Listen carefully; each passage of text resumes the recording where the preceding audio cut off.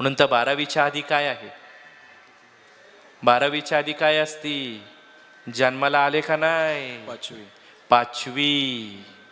पाचवी म्हणजे काय? पाटा पुजायचा आहे. पाटा म्हणजे काय? दगड. जन्माला आल्यानंतर काय पुजला? दगड पुजला. आणि 10व्याच्या दिवशी काय पुजला? दगड पुजला. तिथं तो पाटा होता आणि इथं तो जीव खडा झालेला आहे. म्हणून तर पाचवीला त्या देवीला नैवेद्य कसला दाखवला? दही भाताचा नैवेद्य दाखवला. आणि आज पिंड कसला तयार केला? दही भाताचाच केला. म्हणून भाव जिथं आत येतो ना त्याला भात म्हणतात.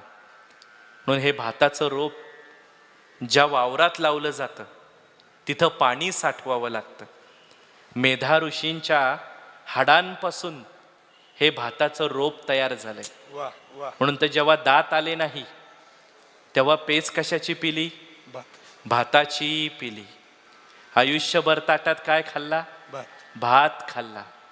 बारस आणि सोमवार सोडायला पहिला घास कोणता घेतला? भाताचा घेतला. शेवटी उतारा भाताचाच केला. जाताना शिदोरी भाताचीच दिली आणि शेवटी पिंड भाताचाच केला. पण नुसता भात नाही, आज कोणता भात आहे? आज दही भात आहे.